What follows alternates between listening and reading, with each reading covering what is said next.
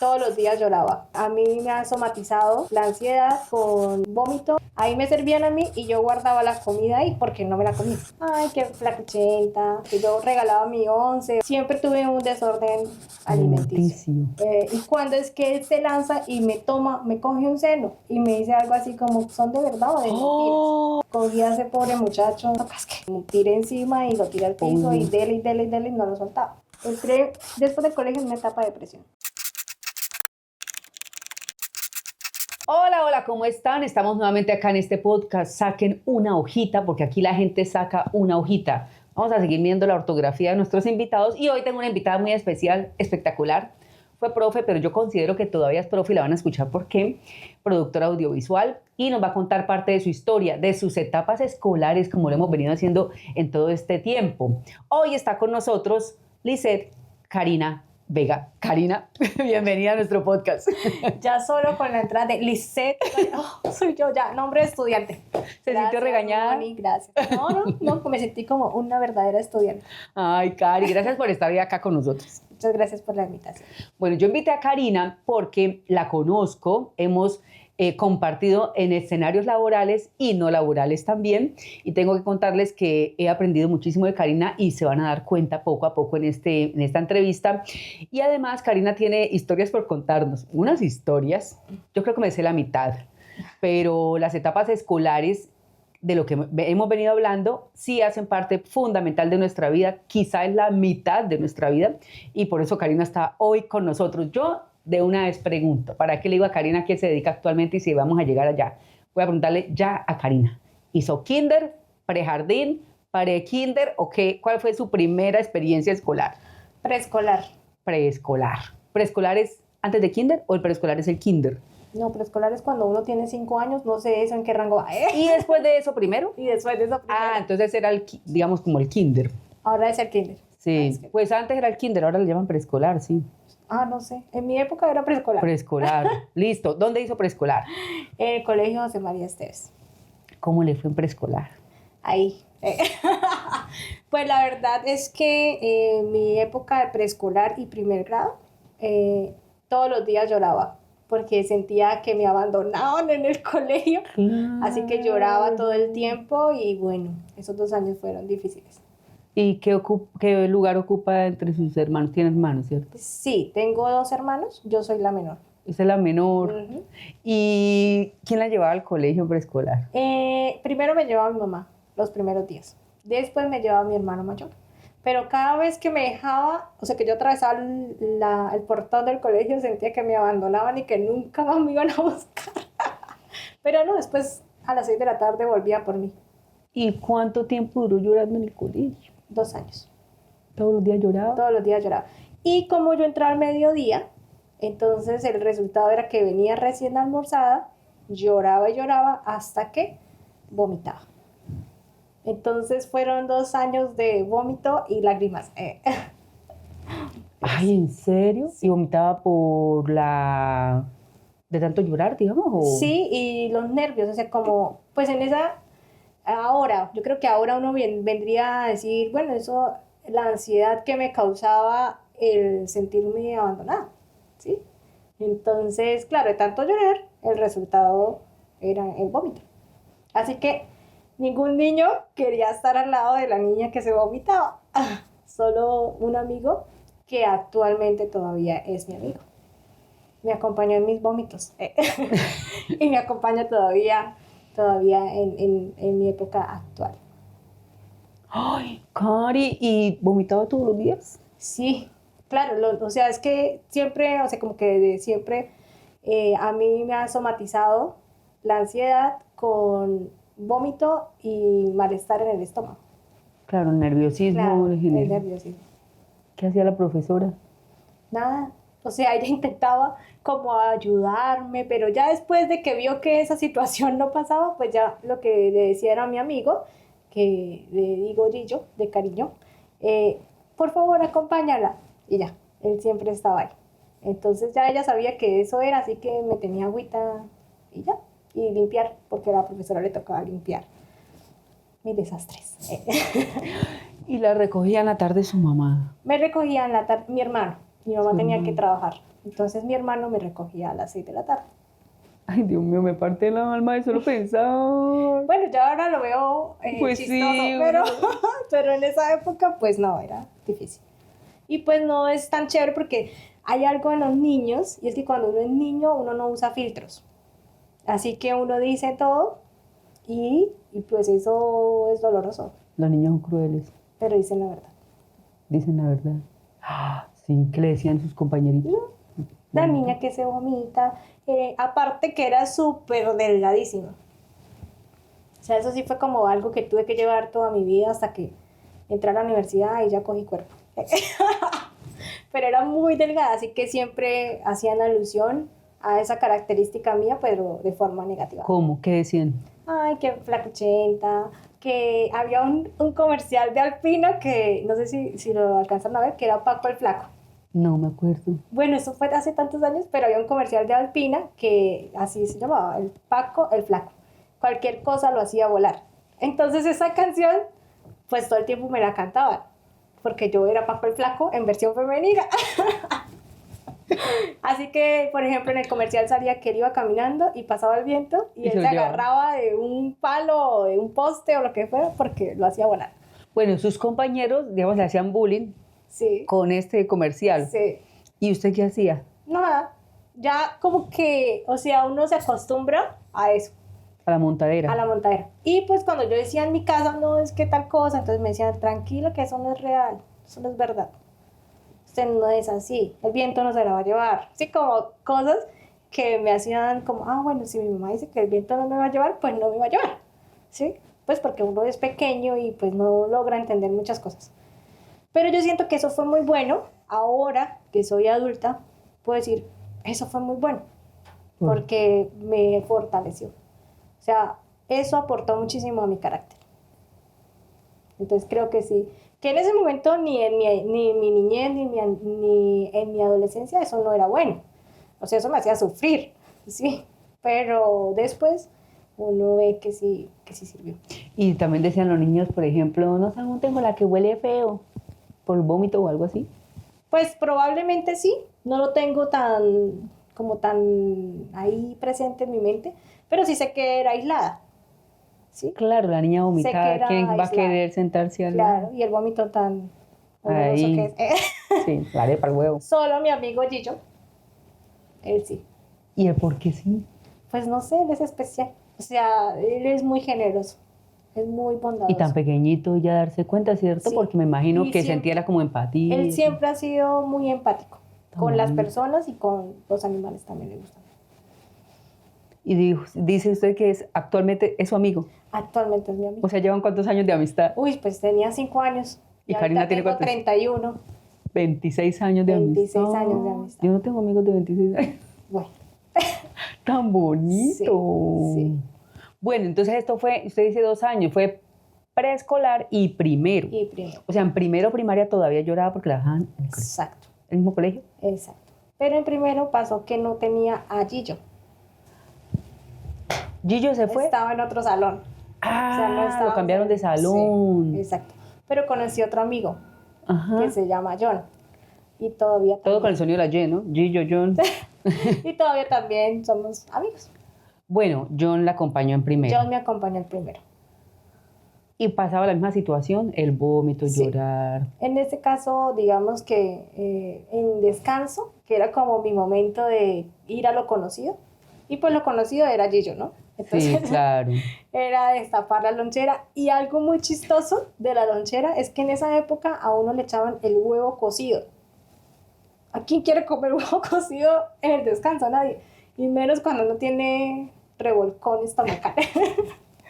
O sea, imagínense los olores. Súmenle al olor del vómito y de todo eso, el olor del huevo cocido.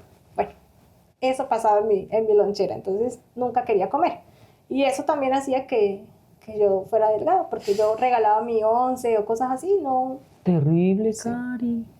O sea, había desorden alimenticio, Sí, había desorden. desorden mental. O sea, ¿cómo hacía para estudiar? Ay, no sé, pero me iba bien. ¿Le iba bien? Me iba bien.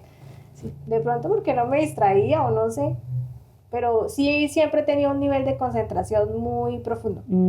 O sea, digamos que soy capaz como de aislar lo que tengo alrededor y concentrarme. Concentrarse. Porque bueno, de todas maneras, digamos que lloraba 2 horas. Sí, lloraba mucho. Y sabes que también algo, pues que hasta ahora en esta entrevista como que me detengo a pensar. Y es que yo siempre, en toda mi etapa escolar, hasta el bachillerato, siempre almorzaba en el restaurante del colegio, ¿sí? Porque mi mamá tenía que trabajar, digamos, todo el día y mi papá, pues también. Entonces, había veces que yo no comía. Y en mi primera etapa, no sé qué fue preescolar y primero, me cuidaba una persona cercana a mi mamá y yo tenía un escritorio, no sé si los recuerdan, que eran de madera y tenían como para guardar los Sí. libritos. Mm. Ah, bueno. Ahí me servían a mí y yo guardaba la comida ahí, porque no me la comía. Entonces yo la guardaba ahí. Pero como era una niña, yo no sabía que eso se iba a pichar. Claro, que eso no se iba a dañar y nunca iba a oler feo, sí. Nunca iba a oler feo. Y como 3 días después me descubrieron de que yo escondía la comida En el restaurante. en el restaurante. Entonces, imagínense lo que pasó. Me regañaron, me pegaron y de todo, pues porque eso no se hacía. Pero ahí también se veía que yo no estaba teniendo una buena alimentación. Claro. Y así fue prácticamente. Siempre tuve un desorden alimenticio. Entre Hasta- preescolar y primero, o sea, usted tenía 5 y 6 añitos. Y mira que ese problema alimenticio vino a salir a flote en mi época de universidad. ¿Por qué? Porque resulta que yo ya había regulado un poco mi alimentación, pero ahí, en un trabajo de la universidad que teníamos que hacer un documental, eso fue como en segundo o tercer semestre, yo elegí hacer un documental sobre trastornos alimenticios. Y la propuesta del tipo de documental que yo había elegido era de vivir la experiencia, o sea, que uno como investigador viva la experiencia para tener también como una visión más óptima u objetiva del proceso. Así que ahí fui consciente de que tenía un trastorno alimenticio, pero no porque yo me haya dado cuenta sola, sino porque un amigo me dijo como que, ¿usted por qué está haciendo eso? ¿Usted por qué está comiendo solo media manzana verde y 1 litro de agua? ¿Sí? Entonces Pero, o sea, usted hizo el experimento. hice el experimento, pero en ese experimento vi que muchos, o sea, durante el proceso de investigación, me di cuenta que muchos de esos hábitos yo los tenía. ¡Oh! ¿Sí? Entonces ahí es como que, uy, ¿yo qué? Aquí yo como voy. Y mi tendencia era más hacia como, o sea, no era radical en la anorexia, pero sí estaba como en esa línea. Sí, como que iba y venía. Si lo visualizamos hoy, o sea, quizá para aquella época, cuando hizo preescolar y primero, no se llamaba anorexia o bulimia, o no se le conocía. Sí. Quizá ya se llamaba así, pero no se conocía. Pero quizá era así, bulimia o anorexia. Pues probablemente, y yo en algún punto lo pensé, Inconsciente. y yo lo pensaba, era inconsciente, ¿sí? Era inconsciente porque no era como que uno decía, ay, voy a No. vomitar o voy, no, pero sí era como algo que pasaba a nivel biológico y que se estaba dando. Nunca en mi vida he escuchado a alguien hablar de un desorden alimenticio a los 5 o 6 años, porque era inconsciente. Inconsciente. Usted no decía, no quiero comer porque quiero enflacar, no quiero comer porque tengo problemas, no quiero comer porque no tengo plata, porque me abandonaron. No, usted no comía. Exacto. Era como una reacción inmediata o Una involuntaria. reacción inmediata. ¿Sí? Entonces, así fue. Digamos que todo mi proceso de colegio siempre fue así. Hubo una época que fue más o menos entre séptimo y octavo que yo me desmayaba. Si, digamos, estaba en alguna actividad del colegio y pum, me desmayaba. Entonces después fui conocida en todo el colegio como la niña que se desmaya. Ah, bueno, en preescolar y primero, La que la que vomitaba. se vomita. En bachillerato, la que se desmaya. La que se desmaya. Digamos, nunca me ponían a hacer actividad física porque siempre en clase de educación física era la que se desmayaba. Eso también me pasó durante toda la primaria y todo eso, pero como que me llevaban. O sea, igual me ponían a hacer, así se desmaye. Ya en bachillerato, el profesor ponía cosas muy, muy pesadas y ya decía, ay, usted ni lo haga. Usted ni lo haga porque eso es un problema. Usted se desmaya, siente allá. ¿Sí? Entonces, como que, bueno, eso. Y también era a partir de todo, yo creo que todas esas... ¿Las profesoras de primaria sí le tenían paciencia con respecto a eso? ¿La de primero primaria? Sí, la de preescolar muy amorosa, la de primero no. No, es que cuando yo siento que en preescolar a uno lo consiente, Sí. le tiene paciencia, pero cuando llega ya primero primaria, ya como que bueno, esto es primaria, ¿sí? Aquí ya todos a estudiar juiciosos, y entonces uno todavía está chiquito y entonces no creo que sea la misma paciencia. No, de hecho mi profesora de primaria yo le tenía miedo, la de primero, le tenía miedo porque era una señora mayor y ella todavía usaba la regla. No me diga que usted le dieron reglazo, Cari. Sí, a mí era un reglazo en las manos. Dios. Era de esa generación. ¿Y por qué le dieron un reglazo que se acuerde? No me acuerdo ni por qué me lo dieron, solo me acuerdo que tuve que poner las manos así y tenga. ¿Sí? Entonces, digamos que ella estuvo en ese periodo. De pronto yo porque ella también fue lo que conoció, ¿no? Sí, claro. O sea, fue la forma de educar que conoció. Creían que eso funcionaba. En segundo, pues yo ya tuve un cambio y ya no... ¿Qué cambio tuvo en segundo?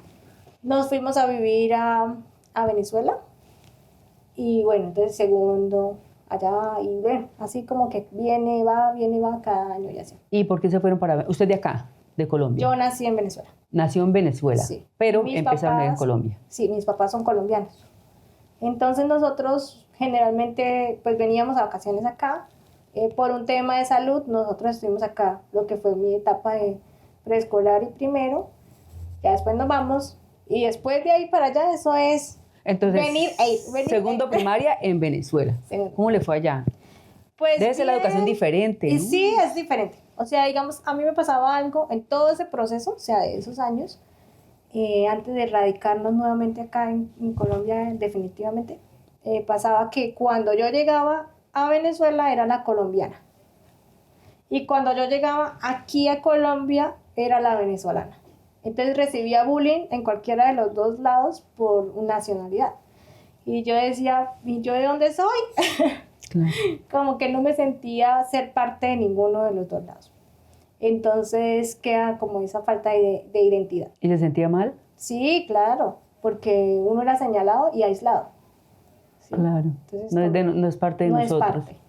Y bueno, y allá en segundo primaria, ¿cómo le fue? Pues digamos que todo como con sus ¿Ya cosas. no lloraba? No, ya no lloraba. Una vez yo tuve una estudiante que me dijo que yo tuve ese estudiante como en cuarto o en quinto, llegó de Venezuela y me dijo que le ha tocado venir 2 veces a Colombia y que los temas que habían visto aquí no se habían visto ya todavía. Sí, o sea, claramente en cuanto a la parte de contenido sí, académico, exacto, eso. Cada vez que yo llegaba aquí, en esa época le hacían a uno exámenes de admisión, ¿sí? Entonces cada vez que, digamos, yo venía de allá de hacer segundo, tercero, y llegaba acá y me hacían examen y me decían, no, toca hacerla repetir el año, que yo ya había hecho supuestamente en Venezuela. Entonces... llegaba atrasada, Llegaba digamos. atrasada, ¿sí? Pero pues una ventaja era que mi mami como que ya sabía eso, entonces siempre abogaba por ese lado, que si me dejaban estudiar o que sí, algún tipo de cosa para que no. Y generalmente me ponían a prueba. ¿Sí? ¿Le iba bien? Sí, me iba bien, entonces ya no me bajaban de año, sino que me dejaban. Pero sí, yo sí tengo claro eso, que la calidad de contenido académico es mejor acá en Colombia. Pues por lo menos en ese momento, en esa época. Sí, en esa época. ¿Y alguna materia que haya visto que sí se veía aquí, allá no, o al contrario, o eran las mismas materias? No, era igual. Entonces como que uno siempre en clase siempre veía temas de la Constitución. Bueno, segundo allá, tercero acá. No, tercero creo que también lo hice allá. Quinto aquí. Lo hice acá. Y bueno, en quinto mi mamá toma la decisión. Nos vamos para Venezuela, ¿sí? De vacaciones, de todo eso. Y cuando llegamos allá, porque ellos querían radicarse allá, entonces no, nos venimos para acá. Claro, me imagino que la época de bonanza de Venezuela acabó. Sí, ya no se podía. De hecho, acabó y eso fue uno de los detonantes. O sea, cuando ya vimos que, por ejemplo, el chavismo ya se quedó. Mi mamá me dijo, no, ya. Toca irnos. Toca irnos allá. Y sabes que también hay una problemática, o en ese momento la había, no sé si actualmente, pero en ese momento la había, y era que era muy normal en nuestros barrios, en Venezuela, ver niños de 12 años con hijos. ¿sí? O sea, ya con hijos. O sea, empezaban como su vida reproductiva a esa edad. Y era normal, o sea, no era como que, ¿sí? No era normal. Nadie lo veía mal. Nadie lo veía mal. Pero mi mami no veía eso como una opción para mí, ni pues para mis hermanos, que fueran a embarazar a alguien. Dios. Entonces ella toma Entonces la también me decisión. imagino desescolarizadas las niñas. No estudiaban más. Sí, seguían estudiaban. estudiando. Sí, seguían estudiando. Es que siento que hay un pensamiento o una ideología social, política también, que es como de, que nos lleva como a esa conformidad, ¿sí? A conformarse, ¿sí?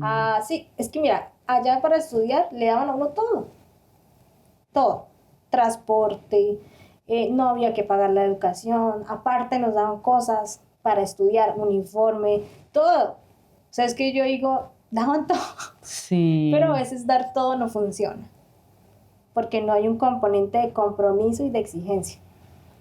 Entonces, no pasaba nada. O sea, sí, tienes un hijo, no pasa nada. Tienes tu hijo y ahora tu mamá lo va a cuidar. Y tú vas a ir al colegio. ¿Sí? Digamos. Entonces no se veía mal. ¿Sí? Claro. Pero pues mi mamá no había visto eso acá. ¿Sí? Acá sí no era normal. ¿Sí? Acá sí era, no, una niña tiene que estudiar. Entonces ella toma como esa valentía y decide quedarse. Entonces cuando empieza bachillerato sí ya están acá. Cuando es bachillerato ya estoy acá. Llegó aquí la venezolana. La venezolana que venía atrasada. Dios. Y bueno, empiezo mi periodo de nivelación. Bueno, al final no me sacan porque, no sé, pues retomo la historia con mis amigos John y Gillo. John es muy bueno en todo lo que es números. O sea, él actualmente es ingeniero de telecomunicaciones y él me apoyó en esa parte. Y Gillo es muy bueno en todo lo que es biología, química y la parte de español y todo eso, y sociales. Él me ayudó en eso. Es más teórico y John es más de numérico. Exacto. Y bueno, ellos dos fueron un apoyo grandísimo para mí en esa época. O sea, porque ellos me ayudaban extra clase con los trabajos, con En bachillerato. Sí, Está bonito. sí. Entonces siempre estuvieron ahí. Bueno, ¿y sexto? ¿Dónde lo hizo? Sexto acá. ¿En qué colegio? Siempre estuve en el mismo, en el técnico. ¿En el que estuvo en primaria? Sí, en el técnico empresarial José María Estés. ¿También tuvo alguna situación de, no sé, donde usted se sintiera mal en sexto en el colegio? Pues todo el tiempo me sentí mal. Bueno, digamos, por lo de flaca, todavía en bachillerato Sí, decían como... era más fuerte en bachillerato. ¿En serio? Sí, en bachillerato fue más fuerte, porque también inicia ese proceso como de uno entrar a la adolescencia y la transformación del cuerpo y de todo. Entonces, no, pues era la flaca. Me pasó una cosa en octavo, que eso fue como que otro detonante. Y era que, pues ahí yo ya me había desarrollado, ya tenía más cuerpo, por eso les digo que cuando uno va creciendo... Como que, espere Sí. que pasen unos añitos. Sí. Y esta flaca la van a ver. Entonces recuerdo que estaba en el salón en octavo y estaba sentada en el brazo del pupitre Sí. y había un compañero con el que yo estaba hablando ahí, normal.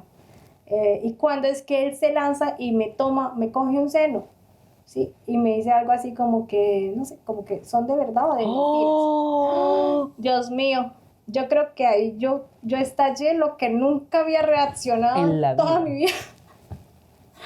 Y entonces, no, cogí a ese pobre muchacho y fui violenta con él en el sentido de... ¿Lo cascó? Lo casqué. Lo cascó. Cachetada, puño, De patada. todo.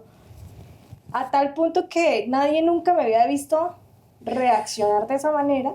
Así que me cogieron y bueno, me separaron de él. Y él quedó mal. O sea, usted se encarnizó a me pegar. encarnicé, me le tiré encima y lo tiré al piso y dele y no lo soltaba. Mis compañeros me cogieron como, ¿qué le pasa? ¿Sí? Porque pues nadie vio la escena completa, entonces... Claro. Y entonces, bueno, nos llevaron para rectoría de una. Yo nunca en mi vida había firmado observador. Nunca. La niña juiciosa. Claro, entonces imagínense. El otro sí ya había firmado. Tenía un antecedente. Entonces, bueno, yo conté mi versión allá. Él estaba ahí también, no pudo decir que no. Entonces a mí me eximieron de responsabilidad. Obviamente sí citaron a los papás. Era normal. ¿Y su mamá qué le dijo? Bien, mija. ¿Sí? No, pues mi mami, o sea, dijo, ¿cómo es posible eso? O sea, sí me reafirmó en eso. Como que usted no debe dejar que nadie la lastime en su emoción, en su cuerpo, nada. Usted no tiene que permitir eso. Pero tampoco puede ser violenta. Vamos a no pasar límites, ¿listo? Exacto, entonces me dijo, sí, no puede permitir que le hagan nada a su cuerpo ni nada de eso, pero tampoco se puede agredir y dañar al otro. Tenía que ir a donde su profesora, donde su coordinador y decir lo que está pasando. Pero no así. Entonces, bueno, yo, bueno, sí, señor. Ahora que soy adulta entiendo muchas cosas, porque él pues no vivía con sus papás, él vivía con su abuela, y hay muchas cosas que pasan a nivel emocional con uno en su etapa de crecimiento y bueno, en su vida adulta también. Entonces, bueno, a él sí lo suspendieron. Aparte que ahí me hice la fama ahora de la peleona. Miren que han sido épocas, ¿no? La que vomitaba, la que se desmayaba y ahora la que peleaba. La colombiana, la venezolana y la que peleaba. Claro. Entonces ahí ya iba como él. Ahora no, que cómo así que esté. Y yo pasaba, yo caminaba y la gente. Y yo, tan raro. Así, pero ni sabía qué era lo que estaba pasando. Cuando es que una amiga me dice, no, mijita, ya se hizo la fama. Se ganó la fama. Eso me reafirmó un escudo o un arma que se convirtió en mi defensa. Entonces de ahí para allá nadie me podía decir nada porque me peleaba con todo el mundo. Alto, pequeño, flaco, gordo, como fuera, o sea, no importaba quién, hombre, mujer, no importaba. Me enfrentaba a lo que fuera. Lo que sí respeté siempre fueron las autoridades. O sea, si yo veía a un profesor o alguien, así fuera un compañero que le decían, ¿usted queda a cargo del salón? O sea, todo lo que representara para mí una autoridad, a ese sí no le hacía nada. O sea, respetaba. Respetaba las jerarquías. Sí. Oiga, pasa algo, no sé, pero es como si en la vida de uno y con varias personas que he hablado, pasa algo, y ojalá me comenten en este podcast si es así, en tercero primaria y en octavo. Son como 2 grados donde siempre pasa algo como un detonante, donde uno saca como eso que quizá es en realidad o lo ha venido guardando, etcétera, pero es como tercero y octavo. Y sí, Moni, porque tú que lo mencionas en este momento, antes de que iniciáramos a grabar, en un spoiler de mi vida, te comentaba que justo en tercero, yo estaba en Venezuela, y ahí pasó una situación, y es que había una niña que era como quien lideraba el bully en el salón, ¿sí? Entonces, en esa ocasión, ya como que también uno de tanto escuchar y de ser tan como aislado en el salón, había esta niña que movía todo el salón, ¿sí? O sea, uno sabe que hay como personas que lideran. Y son líderes negativos. Sí, generalmente. En las aulas generalmente es así. Y ella entonces empezó a insultar a mi mamá, ¿sí? Yo a ella, no sé, yo sentía algo que no me lo podía como aguantar. Pero esperé a la salida. La esperó. Esperé a la salida y ay, no, fue feo. Porque peleé con ella, sí, fue feo, yo llegué a mi casa, mi mami obviamente... Pero espere, ¿cómo se peleó con ella? ¿Cómo fue ese encuentro? Bueno, ese encuentro ahí... Qué pena con todos los oyentes. No pasa nada. Mire, yo estoy segura, Karina, yo estoy segura de que muchas personas nos sentimos identificadas con estas charlas. A veces quisiéramos obviar, omitir parte de nuestra vida, pero si nosotros nos ponemos a pensar primero lo que he dicho desde el primer episodio, y es que el colegio es prácticamente la mitad de nuestro tiempo de vida. Bueno, creo que la universidad también, pero que pasan muchas cosas que empiezan a determinar nuestros comportamientos, decisiones que tenemos que tomar siendo niños, que somos niños tomando decisiones. Este me está mirando feo, ¿qué hago en este caso? ¿Sí? ¿Qué herramientas tenemos? ¿Qué nos han dicho de niños o qué información tengo también para poder reaccionar a esto? Yo creo que muchos hemos peleado. Yo creo que un gran porcentaje, no voy a decir porcentaje porque no he visto estudios, pero de que hemos peleado, hemos peleado. Sí. Así sea usted la más calmada del mundo, pero de que sale, sale. Sí, y creo que sí todo aporta, ¿sí? Porque mira que el suceso fue así. Salimos del colegio, de la escuela, ella va caminando por la calle normal, tenían que pasar por la misma cuadra que yo, y yo también, entonces sí, iba detrás, yo la esperé, ¿sí? Iba detrás, la esperé, la agarré a traición y la tiré al piso, ¿Así? del cabello, sí, la tiré al piso, y siempre he tenido las uñas como muy largas, o sea, la arañé feo, en el rostro, ¿sí? Listo, ella se fue llorando, pero ella también me dio a mí, entonces yo que también, Las dos se dieron. las dos nos dimos, y yo llegué a la casa y mi camisa estaba, Espere, las dos se dieron en la calle. sí, ¿Alguien vio? sí, claro, ¿Qué hicieron? lo que se hace en pelea de colegio, ¡dele más, dele más! Claro. Dale más duro. Yo me imagino que ni sabían quiénes éramos, pero Adultos ahí, no había tampoco no, por ahí. no, adultos no recuerdo. O sea, se Sí, no dieron recuerdo. libremente. Sí, exacto. Y ya después como que terminamos o ya como que ya no había nada más que hacer, Hasta luego. nos paramos y nos fuimos. Cada uno por su lado y sin decir nada. Yo llegué a mi casa era más cerca, mi casa estaba como a una cuadra de ahí. La de ella sí estaba más lejitos y así fue. Y yo llegué a la casa pues con la camisa así toda desabotonada y bueno. Una ventaja de cuando nosotros vivíamos en Venezuela es que mi mamá no tenía que trabajar todo el día como acá en Colombia, que sí ella trabajaba de 5 de la mañana a por allá 8 de la noche. Entonces ella me vio al llegar. ¿Qué pasó? Y pues las mamás, yo no sé, ellas como que lo miran a uno a los ojos y le sacan todo. Lo escanean. Entonces me dijo, ¿qué pasó? Entonces, bueno, tuve que contarle. ¿Qué hicieron mis papás? Bueno, esperamos a que llegara mi papá, me dieron una charla sobre que eso no se tenía que hacer y ahora me llevaron a la casa de ella a pedir perdón. Sí, entonces tuve que ir a la casa de ella a disculparme con ella, con sus papás y bueno, prometer que eso nunca más iba a pasar. ¿Cómo fue esa charla con los papás de ella? ¿Sabía? ¿Quién? ¿Los papás de la otra niña sabían que habían peleado? Pues yo creo porque ella quedó arañada y así la cara y todo eso tenían que saber. Bueno, ¿cómo fue Entonces, ese momento de reconciliación? Entonces, en la tarde, generalmente la jornada de mi papá laboral terminaba tipo 4:30 de la tarde, ¿sí? Entonces a esa hora él llegaba a la casa. Mi mamá le cuenta lo que pasa, me explican otra vez que, bueno, que esas reacciones no son buenas, que yo tengo que ser una persona de bien, así que no puedo generar violencia, que ahora lo que vamos a hacer es ir a disculparnos con esa familia porque yo no tenía que haber actuado así. O sea, yo tenía que haberle dicho a mis papás la situación, pero no hacer nada más. Bueno, fuimos, recuerdo que fuimos a pie a la casa de ella, que era unas cuadras más allá, por ahí unas 10 cuadras. Fuimos allá, llegamos, no sabíamos cuál era la casa. Llegamos allá a la casa, no sabíamos bien cuál era la casa, pero pues en los barrios todo el mundo se conoce. Así que preguntamos y bueno, ahí llegamos. Nos recibieron en la casa de ella, o sea, ahí en la puertica, ahí yo que, ay, que disculpe, que no sé qué, que perdón, que no lo vuelva a hacer. ¿Pero esto lo hacía así como que me toca pedir disculpas o Claro, no, ahí era por obligación? mero Sí. compromiso, o sea, porque me tocaba, no tenía opción. Así fue ahí. Pero ahora que soy adulta, yo digo, Qué sabiduría. eso suma, porque digamos que yo ahora soy más cuidadosa de no ir a dañar a las personas. ¿Sí?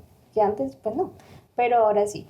¿Sí? Y que si necesito reconocer mi error, con todo y lo que pesa, lo reconozco. ¿Sí? Y puedo decir, por favor, ¿me perdonas? Y de hacerlo sinceramente, sabiendo que el perdón es un restaurador, un sanador. Entonces yo siento que eso sí, de alguna forma, me aportó a mi vida para ser lo que hoy soy. ¿Usted siente que a usted le pasan cosas, que las situaciones que le pasan en la vida es formando el carácter, pero por el lado del perdón? Yo creo que uno tiene la opción de elegir, ¿sí? De que todo lo que le pasa a uno en la vida, uno lo tome como capital para mi carácter o como definitivamente una pérdida, ¿sí? O sea, algo que le resta, ¿sí? Entonces, yo prefiero en mi actualidad tomarlo como capital, y no como una pérdida, ¿sí? Entonces, sí creo en el poder de la decisión, ¿sí? Porque uno no puede cambiar lo que le pasa. Claro, ¿Sí? total. O sea, las situaciones vienen, le pasan cosas a uno, pero uno decide cómo voy a digerir esta situación. ¿La voy a integrar a mi vida para sanar y para continuar colocándole un propósito o definitivamente no? ¿Sí? Estos días leía una cita en Instagram y decía, todas las personas tienen la capacidad en su cerebro de sanar cualquier trauma, pero hay que decidir. ¿Sí? Entonces digamos que todas esas situaciones que le pasan a uno, sobre todo en la época escolar, en la infancia, marcan cómo uno va a afrontar las situaciones en la vida adulta, ¿sí? Pero también saber que uno tiene la capacidad de transformar. Claro, y tomar la decisión. ¿Y tuvo algún apoyo psicológico durante su vida escolar? No. No. No, mira que en esa época no era tan presente la figura del psicoorientador en los colegios. O sea, en mi época, como que al profesor le tocaba todo. Sí, en la mía más todavía. Yo soy una generación antes de Karina. Entonces ahí era como el profesor. Sí tuve una profesora hermosa que nunca voy a olvidar. ¿En qué grado? Ella la tuve como desde octavo. De hecho, ella, mira que ahora lo recuerdo, porque no lo había pensado. Ella se llama Lucy. Y cuando me pasó la situación que les conté hace un rato con mi compañero, ella me cogió aparte y me dijo, una mujer siempre se tiene que hacer respetar, cueste lo que cueste. Y ella era, no sé, pues en ese momento que yo la conocí, era una persona muy fuerte. O sea, una mujer que decía sí y era sí, no y decía no. O sea, siempre que nos decía algo, no era como solo por amenazarnos, sino que uno sabía que no, es que Lucy cumple su palabra. O sea, si ella dice, así es. Entonces, digamos que son como referentes que uno se va haciendo de mujeres, sobre todo en mi vida, pues de mujeres a las que he admirado mucho, ¿sí? Entonces uno va formando también como... ¿Y ella estuvo en su etapa de bachillerato hasta que se graduó? Hasta que me gradué. Qué bueno. Sí. De hecho, tengo una foto con ella en mi grado. Ay, qué Sí. chévere. Como que uno la tenía de referente. Bueno, y ese episodio de su vida en octavo, nos pasamos de octavo para tercero, pero es que se relaciona. Para mí tercero y octavo, yo no sé por qué se relacionan. Bueno, después noveno, décimo, undécimo. ¿Qué pasó en estos 3 años? Buah. El carácter de Karina. Resulta que yo entré a teatro en el colegio y ahí empecé a descubrir el teatro como una forma de expresar. O sea, no les puedo decir qué sentía, o sea, era como una sensación muy agradable y de liberación, ¿sí? Como que uno se siente libre. Empecé a descubrir eso en el teatro. ¿En qué grado? Eso fue como en séptimo que empecé a estar ahí. Más o menos, sí. Y empecé a estar, hicimos muchas obras de teatro, recorrimos lugares con obras de teatro que hicimos. Sí. De ahí me conecté con Teatro Libre de Santander, que después de salir del colegio, pues continué también en ese camino. Pero yo siento que ahí encontré un escape. En ese escape conocí personas. Así que cuando yo estoy en décimo, yo hago mi alfabetización en décimo.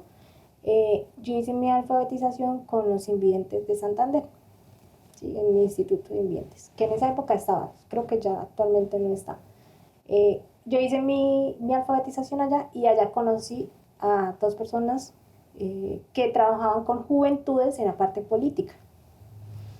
Me enganché con ellos me decían como que, ay, hay liderazgo, yo veo liderazgo, ¿por qué no se lanza de personera el otro año, en 11? En el colegio. Yo decía, no, ¿qué personera yo? ¿Personera de qué o qué? Esto, y así. Y entonces ellos, no, pero hágale, nosotros le ayudamos. El caso fue que me convencieron y terminé haciendo mi campaña de personera, mis amigos ayudándome. Que prometió el tobogán que bajaba del tercer piso del colegio hasta la cancha y la piscina abajo.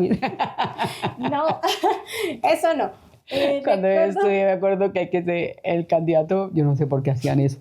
Y lo ponían eso no iba a pasar. Nunca. Pero en las propuestas ponían como instalar un tobogán que va a bajar. Yo decía, ¿pero a qué piscina? Y la siguiente propuesta, una piscina en la cancha.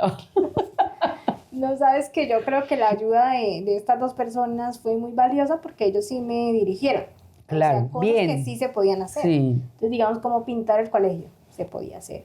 Traer libros para el colegio, se podía hacer, ¿sí? Entonces, que arreglar las canchas, sí se podía hacer. Y bueno, hice la campaña, tenía la fama de la peleona, así que, bueno, tenía como apoyo por ese lado, con los que se sentían identificados. Así que, bueno, me apoyaron y pude ganar esa vez. Bueno, Karina, entonces usted fue personera, cumplió, ¿pintaron el colegio? Sí. Ah, bueno, ya iba a preguntar yo. Todo se cumplió. ¿Gestionó recursos para los libros del colegio? Sí. Ah, qué berraquera, Cari. Sí. Siempre me ha gustado leer. Siempre tuvo también espíritu de líder. Seguro. Sí. Solo que a veces uno lo opaca. Sí. Sí. ¿Por qué? De repente por las inseguridades. Yo creo que puede ser eso. Que uno trata de opacarse a uno mismo, como autosabotaje. ¿Qué le enseñó el teatro? ¿Qué fue lo positivo y lo negativo del teatro? La verdad. Bueno, el teatro, lo positivo.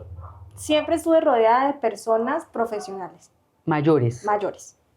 Entonces estamos hablando que yo tenía alrededor de 15 años, 14, por ahí. Y empiezo a hacer teatro con gente que tiene 50, 60 años, ¿sí? Más o menos. Y escuchar Otros, sus experiencias. claro, otros de más o menos 30, todos profesionales, ¿sí? Y algo que a mí yo agradezco muchísimo es que ellos me hicieron ver que había una oportunidad y que yo debía estudiar y ser profesional. Porque ellos no hacían teatro para llenarse de dinero, no, ellos hacían teatro porque era su forma de expresarse, pero también su forma de ayudar. Sí me sentía a veces muy como frustrada por no tener los recursos, pero hice lo que mi mamá me dijo. Entré después del colegio en una etapa de depresión, porque yo veía que mis amigos sí entraron a la universidad, a la pública o privada, como sea, pero entraron a la universidad, y yo no. Así que yo no me quería levantar de la cama, no me quería bañar, no me quería hacer nada, ni comer, ni nada. Y mi mamá ya se preocupó, ¿sí? Dijo, esto no está bien. Y entonces ella se entraba a mi habitación, me quitaba la cobija de encima, me decía, levántese, usted sí puede, que no sé qué. Así duré varios meses. Y entonces salió una oportunidad en el SENA y mi mamá me dijo, vaya, hágalo. O sea, porque le dijeron fue a mi mamá. Y era para estudiar técnico en contabilidad en la UCC. Entonces, bueno, yo lo hice porque mi mamá lo dijo. Entonces empecé a hacerlo, pero eso me ayudó a levantar. Mi primer trabajo, o sea, formal, digamos, lo consigo en eso. Contabilidad. Con contabilidad. ¿Usted qué pensaba cuando estaba en un décimo? ¿A qué se quería dedicar? ¿Estudiar qué para ser qué tipo de profesional? Yo quería ser músico. ¿Y tenía talento? ¿Sí? ¿Qué tocaba? No tocaba ningún instrumento, cantaba. Entonces, digamos que siempre en toda mi época de colegio siempre cantaba. O sea, siempre cantaba. Y también participé en coros, ¿sí? O sea, estando en coros. Oiga, el arte siempre estuvo presente. Sí. Quería estudiar música. Sí. Siempre intenté aprender un instrumento, pero no teníamos los recursos. O sea, yo empezaba mis clases de piano y tenía que pararlas porque no teníamos dinero para pagar las clases, ¿sí? Entonces, digamos que me fui distanciando de eso por la misma limitación. Tengo varios amigos músicos y ellos me dicen hoy día, pero es que estás joven, puedes hacerlo. Y yo digo, sí, lo haré. Y sé que lo haré. Y alguien le dijo en algún momento, la música no es una profesión. Todo el tiempo. Todo el tiempo. Mis papás, en cuanto vieron que me fui yendo por la parte de liderazgo político, querían que estudiara Derecho y que de ahí Ciencias Políticas o que fuera algo político. Yo me postulé a la UIS para estudiar Derecho.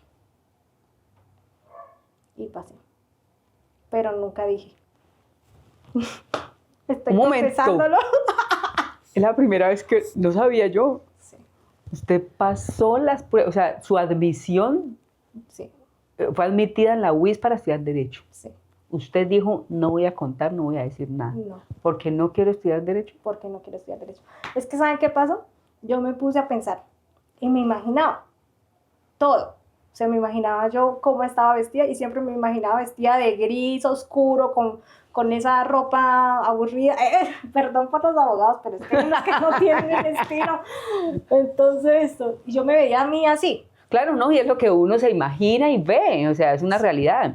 Y yo decía, no, y estar peleando allá y todo el día sentada en un escritorio con muchos problemas de gente, no, sí, como que no.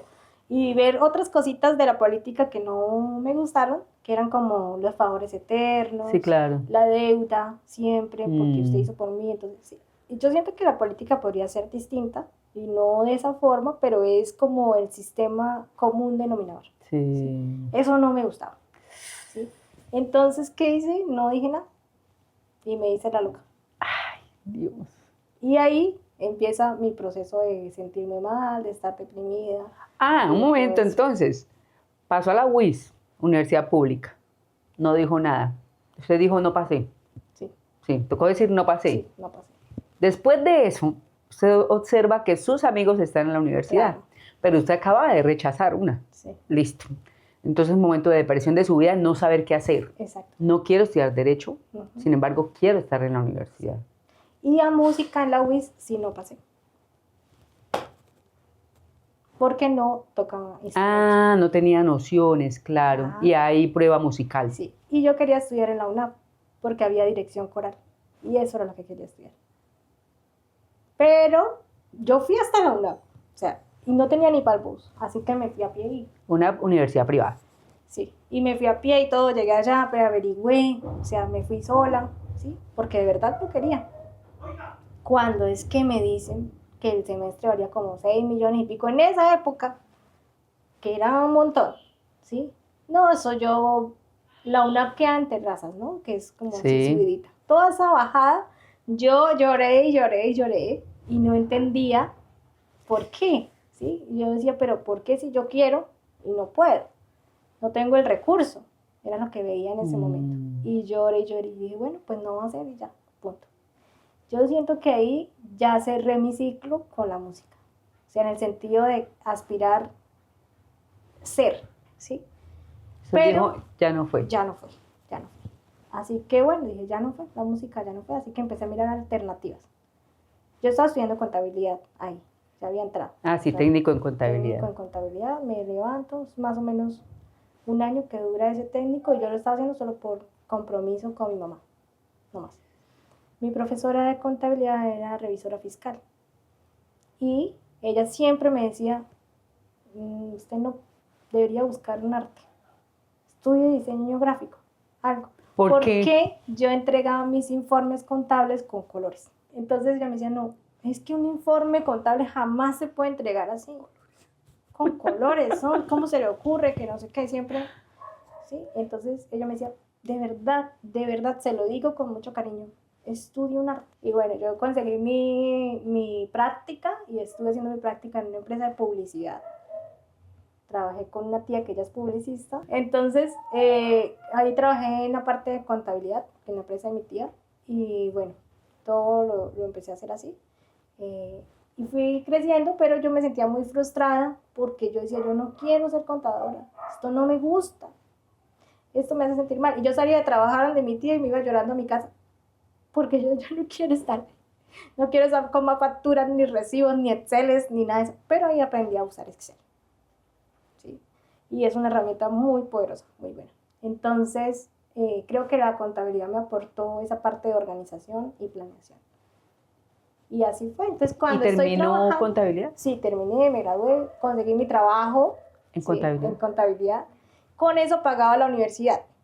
Ahora, ¿qué voy a estudiar? Ajá. Entonces yo me puse a pensar, músico no voy a hacer, porque eso es imposible.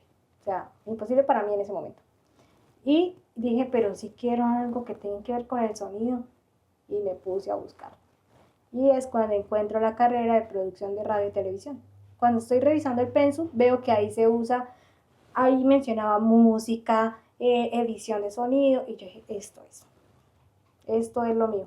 Entonces me fui hasta la universidad, averigüé qué tenía que hacer. Me dijeron, en esa época valía como 100 y pico la inscripción, más el semestre, que era 1.000.000, algo como 1.500.000.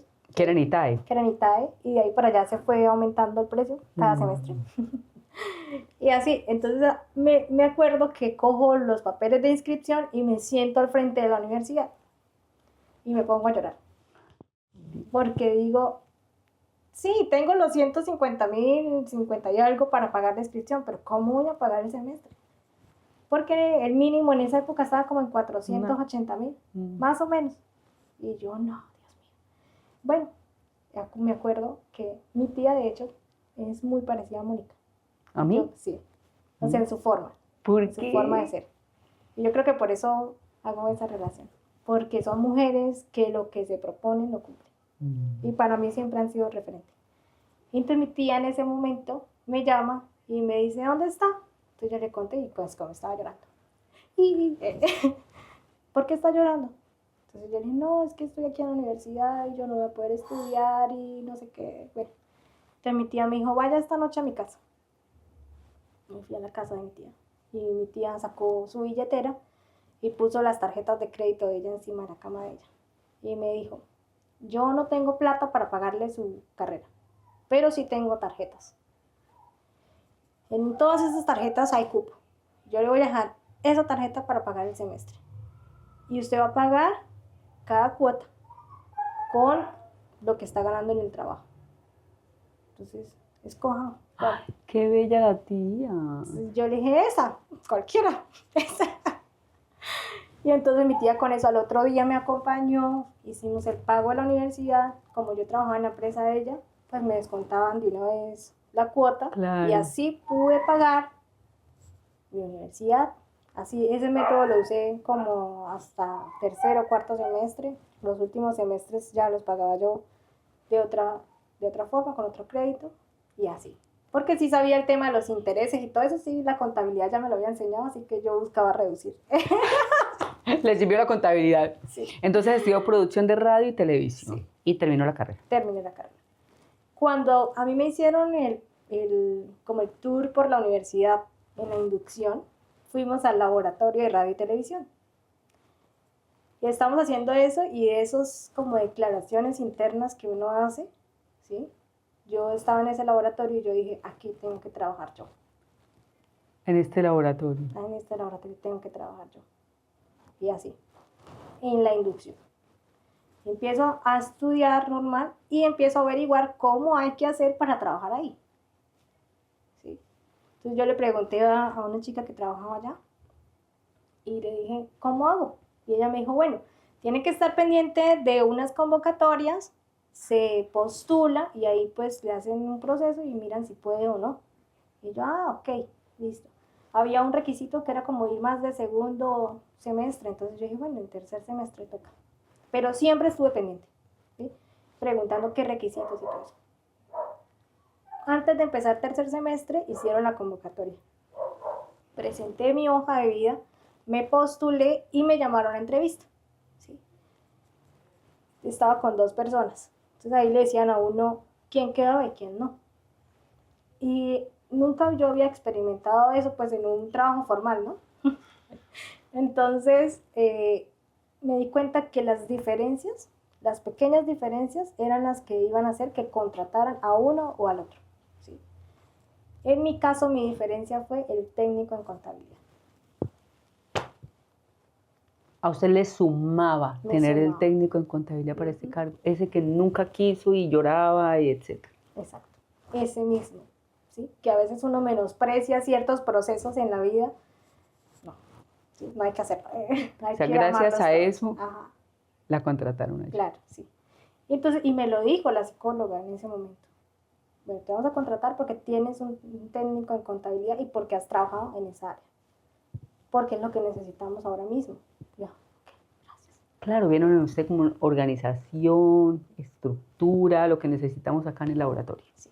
Y el laboratorio que a mí me asignaron no fue el de producción de radio y televisión. Me asignaron al laboratorio de modas, que era el de... A la carrera de diseño de modas. La carrera de diseño de modas, que era de la Manuela Beltrán. En ese entonces estaba ubicado en la 27. Allá llegué yo. Y yo como que, ¿pero por qué a modas? ¿Qué hago aquí? Sí, ¿yo qué relación tengo con modas? Y lo que sucede es que en ese momento necesitaban orden en ese lugar. Y llego yo a eso. Y casualmente, de esas diosidencias, digo yo, lo que se requería ahí era una persona que supiera estampar, que supiera de serigrafía, que supiera utilizar todos esos elementos para las telas. Y adivinen quién sabía. Adivinen quién estaba familiarizada con eso. Yo, ¿sí? Que no sabía ni para qué me iba a servir eso en la vida, pero en ese momento era. Que fue lo que trabajó con su tía en publicidad, ¿sí? Exacto. De aprender a estampar, de cómo es una plancha, cómo se limpia una plancha, ¿sí? Todo eso, ¿sí? Que eso pues no es tan común, ¿sí? Y bueno, allá me sirvió. Cuando ven el resultado que estoy teniendo en ese laboratorio de orden, de organización, me gusta poner orden, sobre todo crear formatos y Exceles y todas esas cosas. Así que eso fue lo que llegué a hacer allá. Pero no porque me lo dijeran, sino porque era mi forma de poder entender, ¿sí? Y así sucedió y resulta que abren vacante para radio y televisión. Yo no lo sabía, ¿sí? Y resulta que una persona del laboratorio, que es Angie, una amiga, ella intercede por mí sin yo saberlo, con la jefe. Y no eran amigas tampoco. No éramos amigas. Ella me veía como estudiante, ¿sí? Ella intercede y dice, ay, esta chica que tienen en modas, ella estudia radio y televisión, ¿por qué mejor no la pasan a ella para el laboratorio? Ella ya sabe, está familiarizada, ¿por qué no la pasan?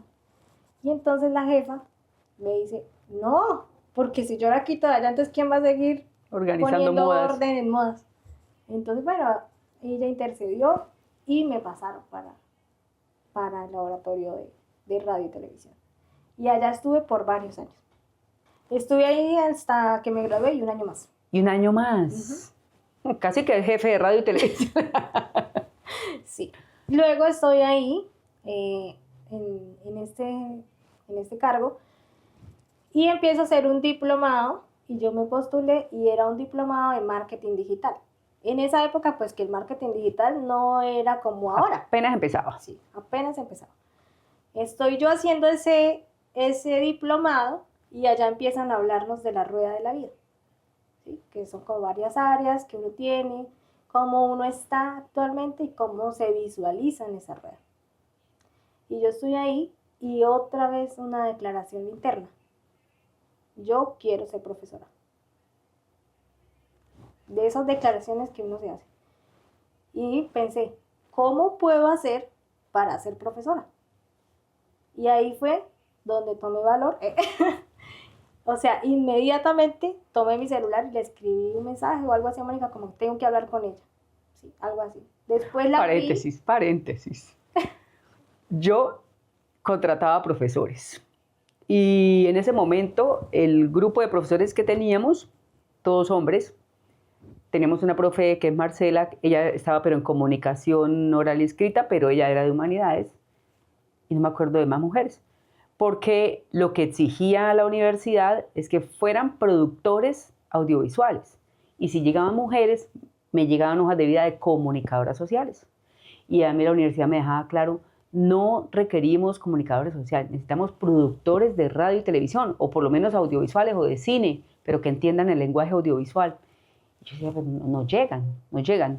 Hasta que un día, yo no sé, creo que fue por mensaje, ¿cierto? Sí. Karina me escribió, Mónica, necesito hablar con usted. Y yo, Karina, la del laboratorio, la que a veces voy yo enojada porque no me han prestado una cámara y ella me dice que no estoy cumpliendo con mi horario de préstamos. Bueno, Karina necesita hablar conmigo, bueno, vamos a esperar. Y ahí fue esa historia que Karina les va a contar a continuación. Exacto. Entonces yo estoy en ese diplomado, mando ese mensaje a Mónica. Yo sabía que si se lo mandaba, se lo enviaba, ya iba a estar el compromiso de que tenía que sentarme al frente de Mónica en su oficina y decir. Entonces yo llegué allá, hola Mónica. Así es. Mónica, es que necesito decirle algo. Sí, claro, diga. Y entonces le digo, Mónica, ¿cómo hago para ser profesora? Y Mónica me dice, pues ahorita no hay vacantes. Pero lo que sí puede ir haciendo es un diplomado en docencia. Y haga su hoja de vida donde coloque como todo lo que usted haya hecho de experiencia. Y yo tenía la experiencia de, digamos, de haber dado clases de teatro en el colegio donde estudié y cosas así como de talleres. Así que ahí lo puse. Y ya, pasó como 15 días, no recuerdo bien, cuando Mónica me dice, traiga la hoja de vida. Y yo ya estaba haciendo el diplomado, ¿sí? Porque muy juiciosa. Claro. Y Mónica me dice, traiga la hoja de vida. Yo la llevo, luego me hacen unas pruebas, también me hacen una prueba, pues como una mini clase, ¿no? La microclase. Yo estaba que me moría ese día porque pues verlas ahí a las personas de bienestar, de gestión humana, a Mónica, y yo ahí que me temblaba todo, pero bueno, pude hacer la clase y bueno, la respuesta fue que sí, que podía pertenecer al equipo de docentes de la universidad. Y así fue como Karina llegó a ser profesora y por eso está en este podcast que se llama Saquen una hojita, porque yo siento que, no sé, todos tenemos historias para contar, pero a veces a los profesores nos idealizan un poco, ¿no? Como que no cometemos errores o no sé, nomás con la ortografía. Uy, ese profesor tiene mala ortografía, ese profesor no sabe. Y lo que debemos entender como sociedad es que todos estamos en constante aprendizaje. Donde yo le exija a Karina ese día que debía tener 3 años de experiencia como docente, bien fuera de colegio o universidad, no aplicaría para el cargo. Exacto. Pero lo que también debemos hacer como sociedad es dar la oportunidad. O sea, hay que conocer a la persona, ¿sí? Yo sí veía en Karina totalmente veía en Karina a una profesora y una buenísima profesora. Y no me equivoqué, porque a veces uno dice, ¿será que sí? Porque uno va contratando y uno no sabe, ¿no? Y resultó ser mejor de lo que esperaba. ¿Cómo le fue como profesora? Bueno, pues imagínense que mi primera clase fue con la jornada de la noche, que son personas que ya se iban a graduar y que venían de experiencias, o sea, de estar trabajando y simplemente necesitaban su diploma, porque ya tenían experiencia audiovisual. Sí. O sea, probablemente sabían más que Karina. Toda la vida, ¿sí? Y personas mayores, ¿sí? En ese momento yo tenía 23 años. Y cuando yo me entero que mi primera clase es con ellos, Dios mío, me dio temor, pánico. Pero no, eso no se me notaba. Yo llegué allá empoderada. Claro. Y cuando yo entro a ese salón y los veo a todos y empiezo a dar mi clase, y ver cómo ellos recibían atentamente lo que yo les estaba diciendo y que eran tan respetuosos, no, me empecé a sentir súper confiada, o sea, como aceptada, ¿sí? Y así con todos mis cursos, y me doy cuenta que ahí había una vocación, o sea, que en mí había una vocación para enseñar, ¿sí? Que no quería como limitarles lo que yo sabía, sino más. Y ahí es donde veo que mi experiencia como en la parte empresarial y contable vino a tomar tanto sentido, ¿sí? Y bueno, y todo, cómo gestionar recursos, cómo todo esto, y empiezo a enseñarles a ellos, porque una cosa que a mí me pasó en todo mi proceso de formación en la universidad es que yo no tenía dinero para mis proyectos, y los proyectos audiovisuales son de millones, o sea, no es como que 500,000, no, cada estudiante mínimo 2 millones de pesos, y yo no podía darme ese lujo. Así que, ¿qué me tocaba hacer? Gestionar recursos. Así que aprendí a cómo gestionar recursos. Y eso era lo que yo les hablaba a ellos. Nunca tuve que sacar plata de mi bolsillo, porque no la tenía, para mis proyectos. Siempre fue a través de patrocinios o gestiones. Entonces era lo que yo más les explicaba a ellos, o lo que más me enfocaba, y sobre todo en gastos, en costos, en presupuestos. Y había una materia que se llamaba así, ¿se acuerdan? Sí, y me encantaba. Producción, costos y presupuestos. Me encantaba mostrarles cómo era esa realidad. Y entonces creo que pude dar lo mejor de mí a ellos y que espero que ellos también lo hayan podido recibir. Muy seguramente la recuerdan con mucho cariño. Y es que, claro, Karina ya tenía la experiencia, o sea, podía contar con la experiencia propia cómo es que se gestionaban recursos. Eso se llama producción, ¿cierto? Exacto, sí. Imagínense los estudiantes súper agradecidos de escuchar a una persona que tenía experiencia. Ay, ¿cómo se sintió la primera vez que le dijeron profesora o profe? No, eso era como con cancioncita del cielo. Ay, sí, sentía extraño, sí, claro. Sí. Pero muy bonito. Bonito. Una experiencia bonita. ¿Qué hace actualmente, Karina? Bueno, actualmente tengo una empresa de producción audiovisual y de marketing digital. Me dedico a hacer lo que me gusta, ¿sí? Y también apoyar muchos proyectos a nivel empresarial. O sea, especialmente doy consultoría empresarial, ¿sí? A proyectos que están naciendo, a proyectos que ya están, y que pues siento que toda esa etapa de colegio también me enfocó mucho a lo empresarial. O sea, muchas herramientas ahí. Y pues en la experiencia de uno también, yo empecé como emprendedora, porque justo estaba recordando esta mañana que venía para acá una declaración interna.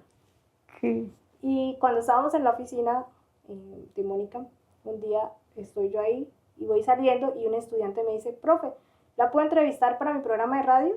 Y yo le dije, sí, claro. Y me preguntó, si no estuviera trabajando aquí en la universidad como profesora, ¿qué estaría haciendo? Entonces mi respuesta fue, pues cuando ya no trabaje más aquí en la universidad por cosas de la vida, voy a crear mi empresa. Y cuando me estaba listando para venir acá, recordé esa declaración. Y cuando yo salgo de trabajar en la universidad, me enfoco en eso, en crear empresa.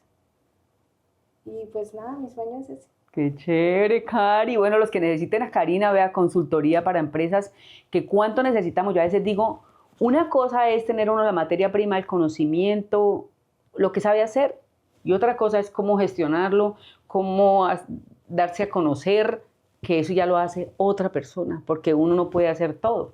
Y esas son las personas que necesitamos, las marcas, las empresas, la gente que se está haciendo quizás reconocida o famosa, etcétera, siempre va a necesitar a alguien que le ayude en ese proceso, porque así como se llama consultoría de empresa, eso es lo que uno exactamente necesita. Exacto. Y mira que cuando yo, bueno, que ya tuve la experiencia, algunos años de estar como profesora, empieza una inquietud en mí, porque lo empiezo a ver en mis clientes, y es que necesitaban saber cómo hacer su publicidad, cómo vender más. Y empiezan a hacerme preguntas puntuales que ya se salían de mi contexto de producción audiovisual. Y empiezo yo a estudiar más, a aprender más, y tomo una decisión. Y es, yo voy a ser profesional en marketing.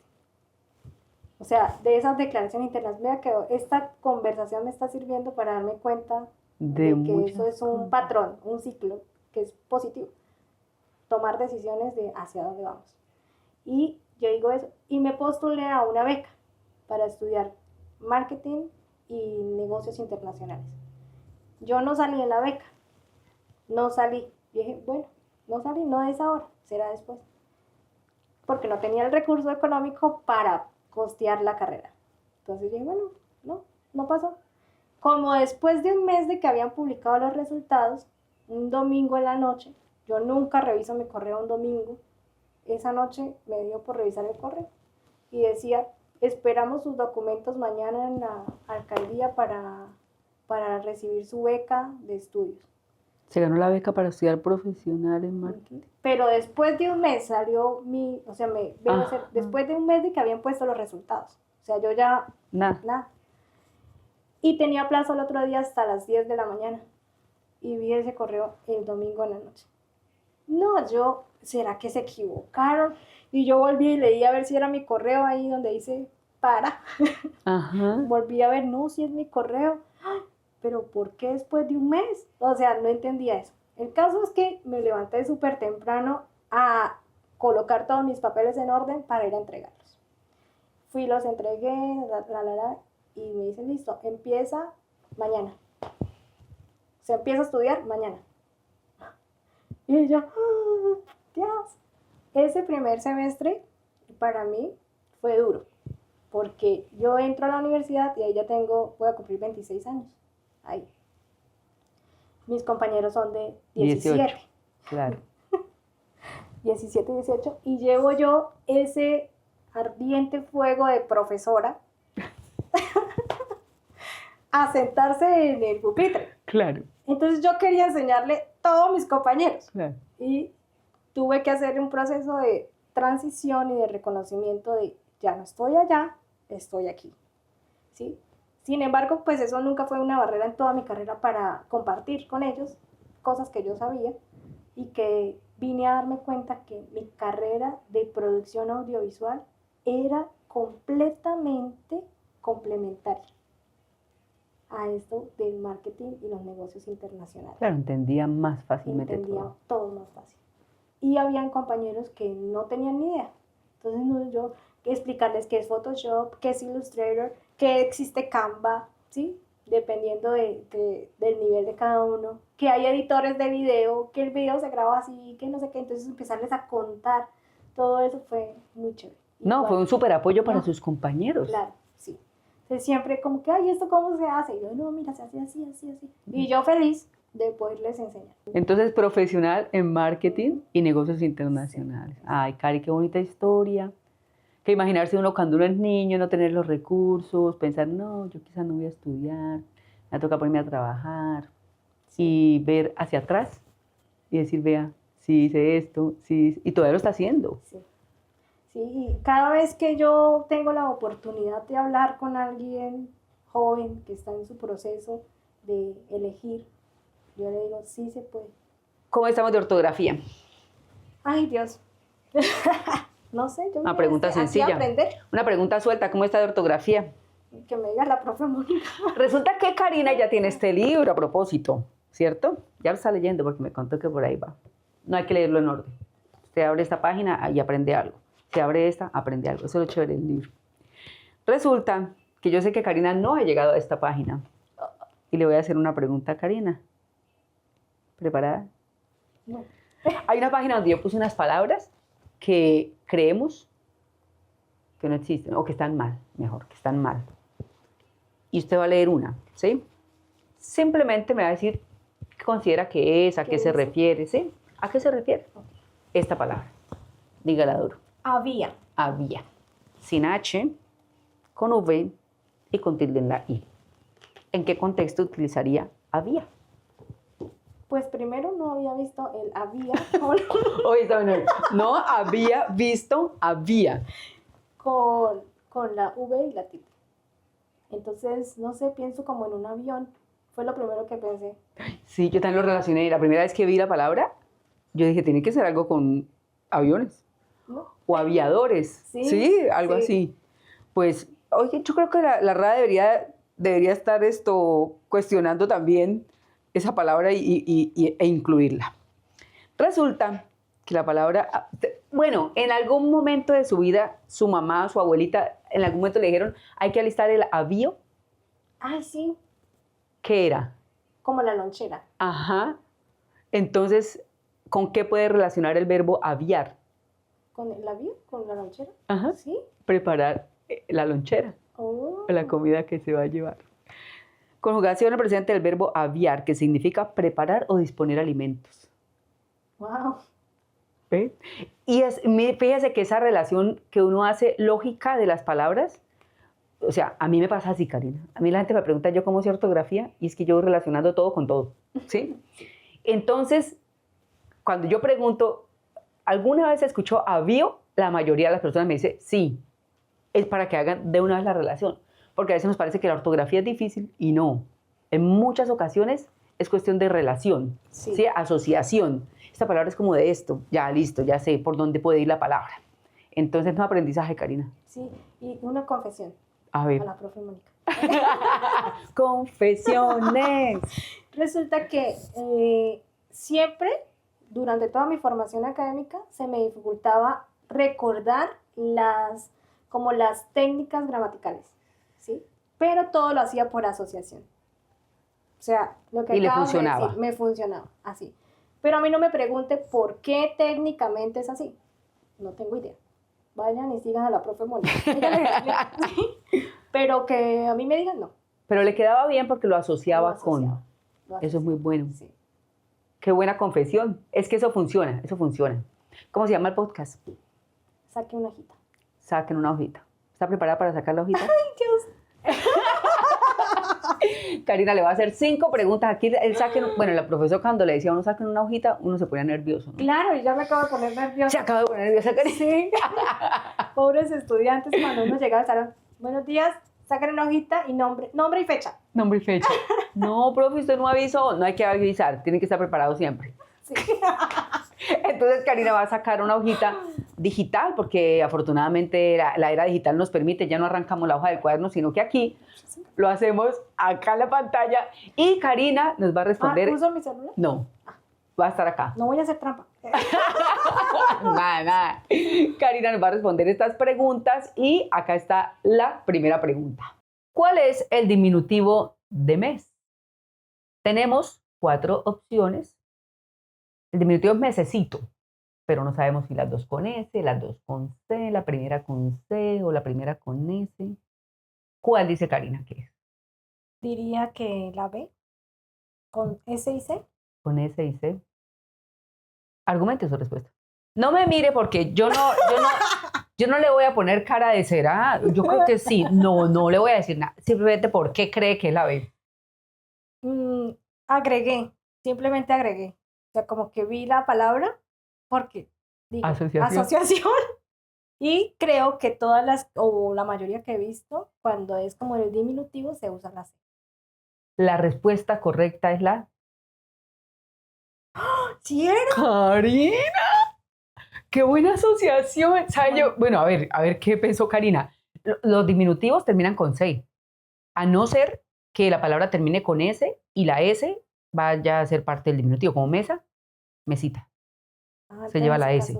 Paso, pasito. Se lleva la S. Pero acá no, porque la que termina en S es la palabra mes, pero el diminutivo ya es aparte, como mesecita. Esa asociación que hizo está espectacular. Karina. Bueno, buen inicio. Buen inicio, qué buena evidencia de lo que acaba de explicar de las asociaciones. Segunda pregunta. ¿La palabra imprimido es incorrecta, falso o verdadero? No es incorrecta. Entonces, ¿qué sería? Falso. ¿Por qué? Porque, no sé por qué, pero sé que la profe Mónica hizo un video. Ay, ya lo vio. Y ahí decía que era correcto usar la palabra. Lo que les digo, yo no voy a dar respuestas técnicas, sigan a la profe Mónica.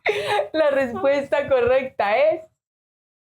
Muy bien, Karina. Claro, porque es que a la gente, bueno, quizás nos ha pasado a muchas personas que escuchamos imprimidos, se nos hace como fea. Extraño, sí. Sí, extraño, como que está mal. Resulta que no, incluso el primer participio es el hado, ido.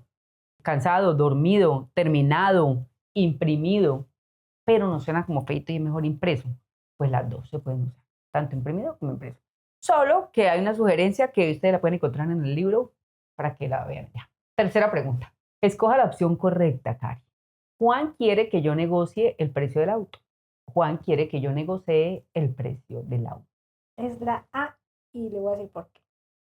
Pero qué seguridad, estamos volando. Cualquiera diría que qué trampa. No, es que un día yo entré a la oficina de Mónica y yo le dije, negocié algo así, le dije, y Mónica me dijo, espere, siéntese. Y me explicó que no era así. Entonces ese día me quedó clarísimo que no.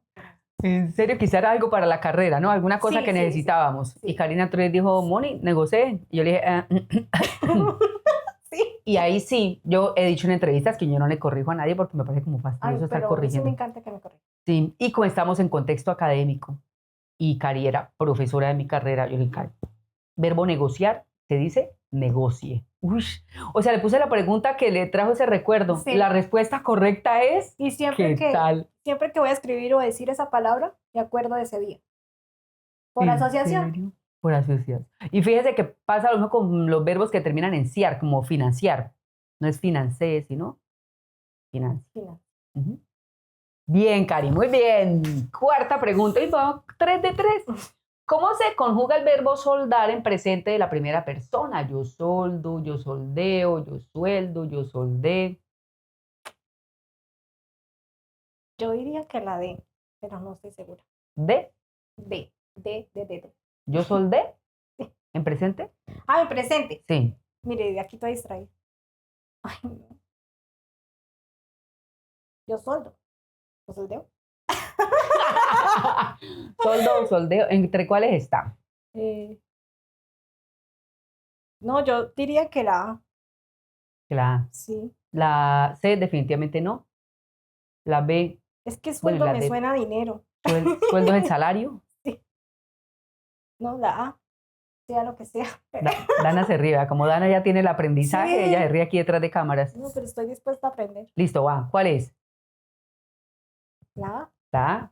La respuesta correcta es la que usted dijo que definitivamente no. Sí, es que pensaba en dinero. Claro, sueldo suena a salario. Sí. Bueno, el verbo soldar es un verbo irregular que se conjuga como el verbo contar. Así como no decimos yo conto, no, yo soldo, no. Yo cue se convierte a ue, esa o. Lo mismo pasa con el verbo soldar. ¿Sí? Yo sueldo, yo cuento. Ajá. Nuevo aprendizaje. Aprendido. Y siempre lo voy a recordar con este momento. Con este momento. Exacto. Asociación. Listo, Cari, súper. Y la última pregunta. Escoja la palabra que está bien escrita. Escoja la palabra. La palabra es heroico. Algunas con tilde, otras sin tilde, todas con H porque ya sabemos que viene como de heroísmo. Héroe. Ay, tengo una duda. A ver. Entre la A y la D. ¿Sí? O sea, entre la tilde en la O o la tilde en la E. Porque las tildes siempre se me dificultan. Heroico o heroico. Es la A. Es que ese es mi ejercicio, perdón. No, está súper bien. Nos da pena decir las palabras diciendo cada sílaba mayor porque nos vemos como, ¿sí? Yo les dije a mis estudiantes, háganle palabra, televisor. Si tuviese el mayor golpe de voz en T, sonaría televisor. En le, televisor. Pero hay que hacer el ejercicio. En vi, televisor. En sor, televisor. Ah, ya sé por dónde es. Entonces, hay que hacer el ejercicio de decirla sin pena. Okay. Eso que acaba de hacer Karina es lo que hay que hacer para encontrar la sílaba con mayor fuerza. Aquí el asunto es en la tilde, ¿no? ¿Cuál es la correcta entonces, Karina? La A. La A. Y lo dice bajito, ¿no? Ella hace como cuando uno está en el salón de clases. Veamos si es la A. La respuesta correcta es la A. ¡Ay! Nada que ver con la tilde. ¿Por qué? Heroico. O sea que lleva acento. Resulta que todas las palabras, desde que pasen de 2 sílabas, tienen algún acento, alguna sílaba que suena mayor. ¿Sí? Lo que pasa es que no puedo hablar de acento porque hay países donde al acento le conocen a la tilde. Okay. Yo siempre hablo es como de la mayor fuerza, la sílaba de mayor fuerza. Heroico tiene 3 sílabas. Heroico. Su mayor fuerza está en roi. Ajá. Porque no decimos heroico, ni decimos heroico, es heroico. Sí. Esto quiere decir que la palabra es grave, como la palabra casa. Termina en vocal. ¿Le marco tilde? No, porque la palabra casa no lleva tilde. Heroico. Casa. Entonces, de 3 sílabas, maleta. Termina en vocal. Mire, heroico. Maleta. Como termina en vocal, es una palabra grave, termina en vocal, no le marco tilde porque no la necesita. ¿Listo? Es por eso. Pero muy bien, Cari. ¿Para hacer quiz? Sí, lo paso raspando, pero le fue bien. Y además le voy a dar un punto adicional por hacer el ejercicio de las asociaciones que me gusta, porque es una buena manera de encontrarle respuesta a muchas cosas. Yo creo que no solo al español, matemáticas quizá también. Sí. En contabilidad. Sí, por asociación. Por asociación, qué chévere. Mi forma de aprender casi siempre es por asociación. Ay, Cari, ¿cómo se sintió durante la entrevista contando todas esas historias? Pues muy bien. Gracias por la invitación. Muchas cosas que nunca había revelado salieron en este podcast. Qué bueno, para los estudiantes de Karina escuchándola, con que la profesora se agarraba a pelear. Sí. No. Pero Qué chévere, Cari. No, pero recordar es bonito, entender que la vida es así, que las situaciones actuales quizá muy seguramente están muy relacionadas y determinadas por el pasado, por el presente, y que lo que viene a continuación en un futuro muy cercano van a estar determinados por este presente que estamos viviendo. Exacto. Me gustaría decir algo. Y es que no menospreciemos como las vivencias. ¿Sí? Nunca el aprendizaje va a sobrar. De verdad, siempre es como una maleta de herramientas. Cada situación. O sea, a veces cuando uno está atravesando la situación difícil, uno no le ve sentido. No importa que no se le vea el sentido. Pero siempre tengamos una lectura de esa situación en un sentido de propósito, en un sentido de para algo será. Con esto podría ayudar a alguien en un momento determinado, tomando eso como un aprendizaje y que nunca dejaremos de aprender. Y estoy segura de que Karina muy seguramente ha pasado por otra situación. Cari, gracias. Nos vemos en el próximo episodio de saquen una hojita.